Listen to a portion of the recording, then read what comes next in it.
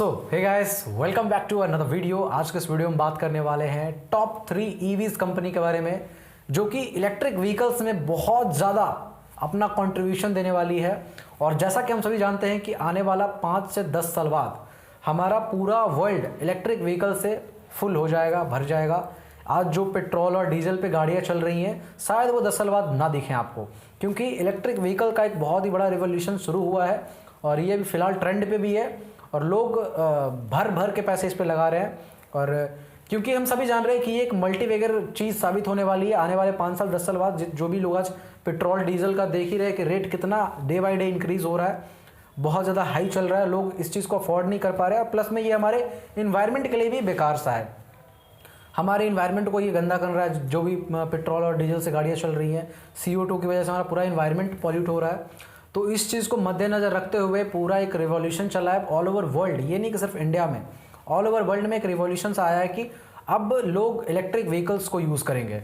सबसे अच्छा चीज़ इसका क्या है कि बेनिफिट पॉइंट्स मैं बताना चाहता हूँ। बेनिफिट्स पॉइंट ये है कि इलेक्ट्रिक व्हीकल्स है जो इसमें कभी डीजल और पेट्रोल का यूज़ नहीं होगा। यहाँ पे बैटरीज यूज़ हो रही होगी, इसको लोग चार्ज करके चला रहे होंगे, घर पे चार्ज कर सकते हैं। ऐसा नहीं है कोई चार्जिंग स्टेशन बनेगा, होगा, लेकिन लोग घर पे भी इस चीज़ को यूज़ कर सकते हैं, चार्ज कर सकते हैं गाड़ियों को। और भी बहुत सारी चीज़ें बेनिफिट्स है कि मतलब जो हमारा इन्वायरमेंट पॉल्यूट हो रहा था वो पॉल्यूट नहीं होगा इलेक्ट्रिक व्हीकल्स की वजह से। तो ये सब कुछ कारण है जिस वजह से लोग ऐसा एज्यूम कर रहे हैं। और मैं नहीं, बहुत बड़े बड़े इन्वेस्टर्स इस चीज़ को मान रखे हैं कि वैसे कंपनियों में इन्वेस्ट भी कर रहे हैं वो लोग कि इलेक्ट्रिक व्हीकल्स आने वाले 10 साल बाद एक बहुत ही मल्टीवेगर इलेक्ट्रिक व्हीकल्स के जितने भी स्टॉक्स हैं वो मल्टीवेगर स्टॉक साबित होने वाले हैं आने वाले 10 साल में। और मैं आपको एक डेटा बता देना चाहता हूं कि जब भी एक नया रिवॉल्यूशन आने वाला होता है ना, तो हमें पहला स्टेप लेना होता है कि मतलब ऐसा नहीं कि अब कल के डेट में जब 10 साल बाद 2030 के आसपास जब इलेक्ट्रिक व्हीकल्स पूरा चारों तरफ फैल जाएगी, उसके बाद हम उसके स्टॉक्स में पैसे लगाएंगे, तब शायद उतना बेनिफिट नहीं होगा और ना के बराबर बेनिफिट होगा।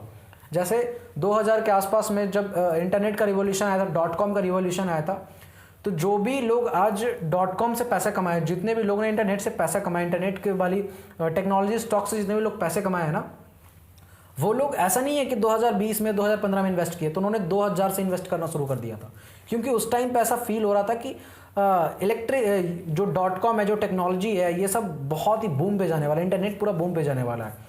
उनको 10 साल पहले 20 साल पहले इस चीज़ की आगाह हो गई थी और उन्होंने इन्वेस्ट किया था।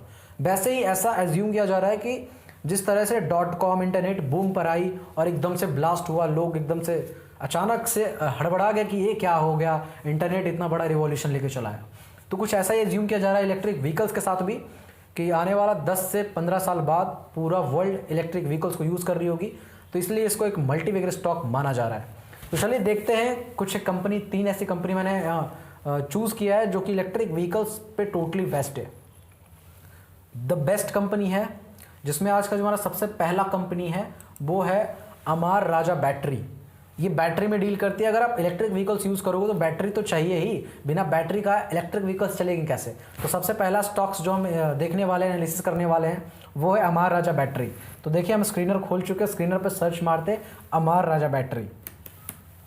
ये देखिए हमारा पहला रिकमेंडेशन अमार राजा बैटरी लिमिटेड आ गया।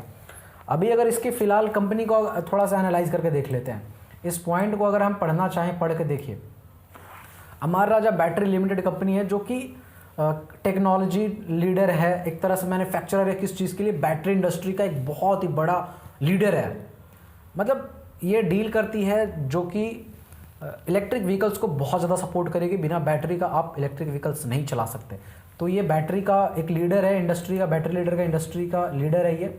मार्केट कैप की बात करें तो वो लगभग 10,143 करोड़ के आसपास है, जो कि बहुत ही अच्छा है, मिड कैप कंपनी है। करंट प्राइस की बात करें तो वो अभी कुछ ज़्यादा खास नहीं है, 594 रुपया है। और अगर हाई लो की बात करें, 52 वीक्स हाई एंड लो 930 रुपया हाई जा चुका है और लो 568 रुपया है, अभी 594 चल रहा है, यानी कहीं ना कहीं अपने लो के आसपास आ चुका है। तो ये बेस्ट टाइम है इन्वेस्ट करने के लिए इस कंपनी में। स्टॉक पी देखे तो देखिए 16.8%, सबसे बेस्ट इसका स्टॉक पी मात्र 16.8% है, यानी कि अभी इन्वेस्ट करने का टाइम है स्टॉक पी के हिसाब से। बुक वैल्यू भी आप देख सकते हैं, बुक वैल्यू भी इसका 256 रुपया है, जो कि एक डिसेंट है, अच्छा है। डिविडेंड यील्ड 1.85% डिविडेंड भी दे रही है कंपनी। अगर इसकी ROCE की बात करें तो वो भी लगभग 21.6% है, जो कि बहुत ही अच्छी है। रिटर्न ऑन इक्विटी देखें तो वो भी लगभग 16.2% है, वो भी बहुत अच्छी है। 16.2% एक अच्छा और एक डिसेंट सा ROE माना जाता है। फेस वैल्यू ₹1 जैसा कि हम सभी देख रहे हैं। फेस वैल्यू में कोई दिक्कत है नहीं, बाकी सब चीज़। अगर इसको हम अभी फ़िलहाल देखें तो ये अभी डाउन ट्रेंड पे है, डे बाई डे ये गिरता जा रहा है।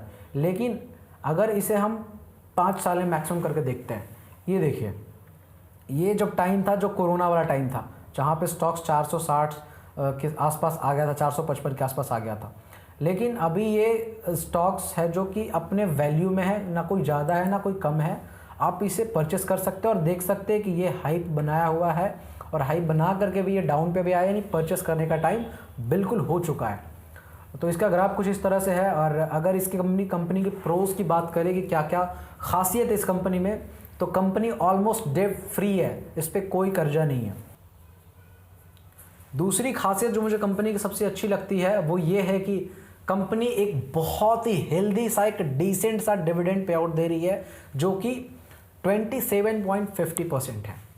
अगर इसकी थोड़ी सी कॉन्स की बात कर ली जाए तो वो ये है, कुछ खामियां हैं इस कंपनी में, और वो खामियां कुछ इस तरह से, जो कि मैं खामियां नहीं कहूँगा, बट हाँ, अगर हम स्टॉक को एनालिसिस कर रहे हैं, उस चीज़ को समझ रहे हैं, तो ये भी चीज़ देखना होगा, उस चीज़ को मद्देनज़र रखना होगा कि उस कंपनी में इन्वेस्ट करने से पहले में उसके बारे में जानकारी भी तो होनी चाहिए कि अगर कुछ फ़ायदे हैं तो कुछ नुकसान भी होते हैं।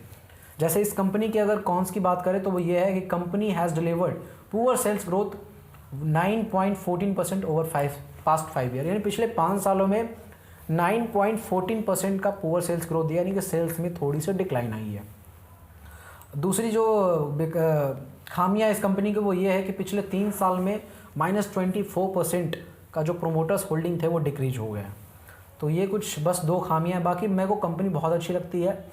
और अगर इसकी थोड़ी सी ऑपरेटिंग सेल्स को पहले देख लेते हैं, तो मार्च 2019 में 1567 करोड़ का सेल्स हुआ था, और ये बढ़ करके 2021 में 2365 करोड़ हो गया। तो ऑलमोस्ट ग्रोथ है यार, सेल्स में ग्रोथ हो रही है कंपनी में, ऐसी बात तो है नहीं।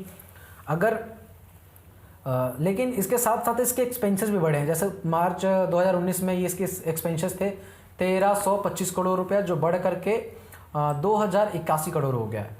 और इसकी अगर नेट प्रॉफिट की बात करें तो मार्च 2019 में इसकी जो नेट प्रॉफिट थे वो 119 करोड़ था, और ये बढ़ते मतलब बढ़ते नहीं, घटते हुए 145 करोड़ के आसपास आ चुका है। यानी कि इस कंपनी की एक्सपेंसेस बढ़ गई हैं। ऐसा नहीं है कि सेल्स में बहुत ज़्यादा कमी आई है, सेल्स बढ़ा है, लेकिन हाँ, थोड़ी सी एक्सपेंसेस में बढ़ोतरी हुआ है, जिसके कारण से इस कंपनी के नेट प्रॉफिट में थोड़ी सी मुझे डिक्लाइन दिख रही है। बट ये स्टिल बहुत ही अच्छी कंपनी है, क्योंकि ये बैटरी इंडस्ट्री का लीडर है। और ये देख सकते हैं कि मतलब अगर यहाँ पे नेट प्रॉफिट देखते, प्रॉफिट एंड लॉस यहाँ पे देखते, तो 167 करोड़ मार्च 2010 में था, 167 करोड़, वो बढ़ करके 602 करोड़ या फिर 647 करोड़ हम बोल सकते हैं। मतलब कंपनी मेरे को बहुत अच्छी लग रही है। अगर कंपाउंडेड सेल्स ग्रोथ की बात करें तो 10 साल में 15% का रिटर्न दिया है, जो कि बहुत ही बेस्ट माना जाता है। कंपाउंडेड सेल्स ग्रोथ अगर 10% से ऊपर है तो वो बहुत ही अच्छी कंपनी है। तो देख सकते हैं 5 साल में 9% का ग्रोथ है, और 3 साल में 6% का, और 1 साल में 30% का। कंपाउंडेड प्रॉफिट ग्रोथ 10 साल में 16% बहुत ही बेस्ट है, 5 साल में 6% वो भी बहुत अच्छी है, और 3 साल में 11% अच्छी है, बहुत अच्छी है। CAGR की बात करें तो 10 साल में अच्छी है, बट थोड़ा सा डिक्लाइन हुआ है कुछ पिछले 5 सालों में। रिटर्न ऑन इक्विटी देख सकते हैं एकदम से मतलब डिसेंट सा बना के रखा हुआ है। 10 साल में 20%, 5 साल में 17%, 3 साल में 17%, और लास्ट ईयर 16% का इन्होंने ROE दिया है। और भी अगर कंपनी की थोड़ी सी हम कैश फ्लो की बात कर ले तो कैश फ्लो जो 2010 में था वो -8, यानी कि -8 करोड़ नेट कैश फ्लो था मार्च 2010 में, और ये धीरे धीरे बढ़ करके भी कंपनी के पास 64 करोड़ का कैश फ्लो अभी है। तो ये एक बहुत ही अच्छी पॉइंट है, प्लस पॉइंट है इस कंपनी के लिए।